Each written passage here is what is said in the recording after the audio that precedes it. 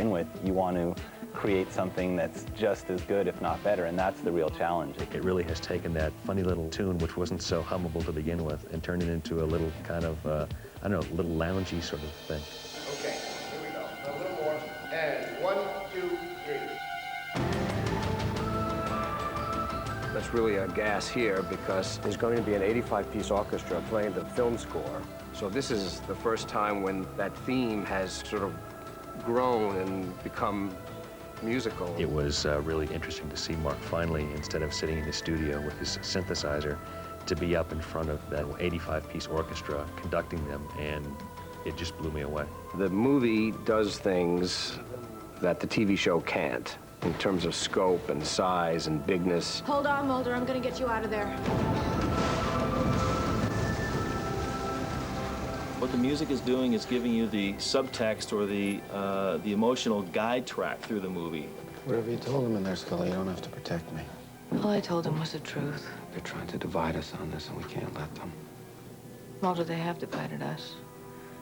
Chris Carter wanted very minimal approach, not much melody whatsoever, just ambient, atmospheric sound design, and he wanted a lot of it. And so we talked about how the music would not be melodic and how it would be atmospheric and discordant and minor key stuff. Some of what I call the cliche X-File electronic sounds mixed in with this big orchestra, it gives it this great sense of scope and grandeur and bigness that everyone is trying to achieve. It does sound like a great big movie, and it's romantic, and it's exciting, and it's thrilling, and it's epic, and it's intimate, and we did it.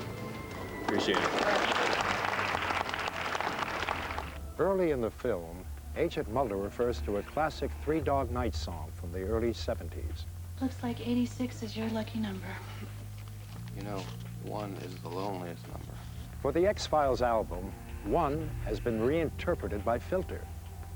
It is one of a number of songs on an album inspired by the X-Files and the characters of Mulder and Scully.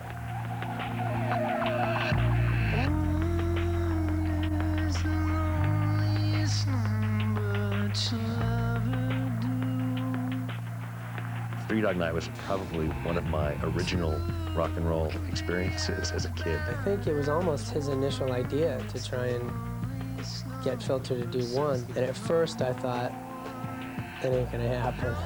And I started singing it, and it just became really creepy and really different, and I figured, well, we could really pull it off.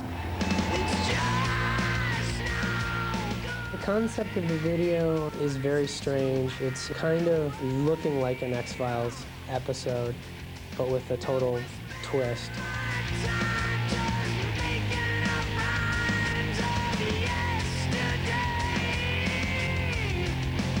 The thing I think is most interesting is that no one did a real literal interpretation of the show, which is the nicest thing about it.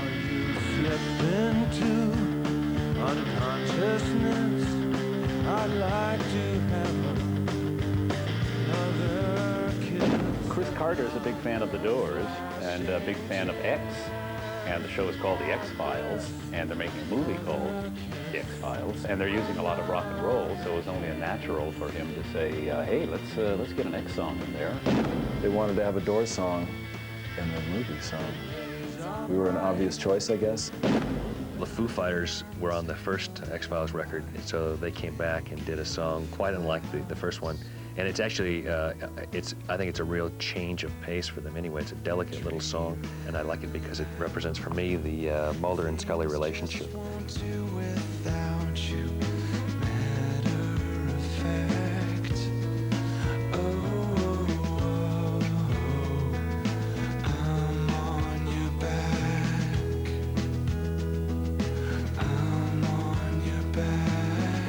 Having this sci-fi thing in common, where the name of the band Foo Fighters is a slang term for UFOs. And when there was talk of the movie and soundtrack for the movie, we just ended up getting back together again and giving a track.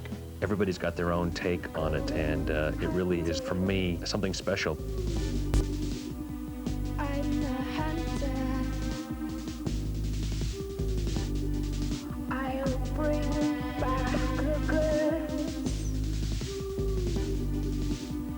But had no idea that Chris was even really actively involved in choosing bands or asking for certain bands, so it's actually kind of flattering. Yeah, we're big fans, so it was kind of a cool thing that it happened the way it did, and we were really honored. When we found out that this, a big motion picture coming out, and Chris liked the song, it was exciting. I think that's the fun part, is seeing what inspired each individual artist as they did a song that was an homage to Mulder and Scully. So what can you expect when you see the X-Files on the big screen? Some questions answered, some new questions posed, or perhaps a chance to experience the thrill that millions tune in for each week, multiplied by X. For the regular X-Files audience, they'll be able to see what they know and they love and they trust and have a really good and exciting time. We're finally going to give the fans the answer they've been waiting for, and we're going to give the non-fans the coolest story of the summer. Scully. Scully, I found the bomb. I think it will stand apart. I don't think it's trying to be like anything else. It's trying to be like what we've been the last 5 years, but on a scale that people have never seen before. It's a movie. It's got to look good on a big screen. You got to feel good about paying your $8. The impossible scenario that we never planned for? Well, we better come up with a plan. Just got some great special effects, but like the series, the special effects are not the reason to go, or not the reason for the picture. They are in service to, I think, a really good story. Thank you for joining me for the X-Files movie special. Soon, the truth will be revealed in a movie theater near you. I'm Martin Landau. Good night.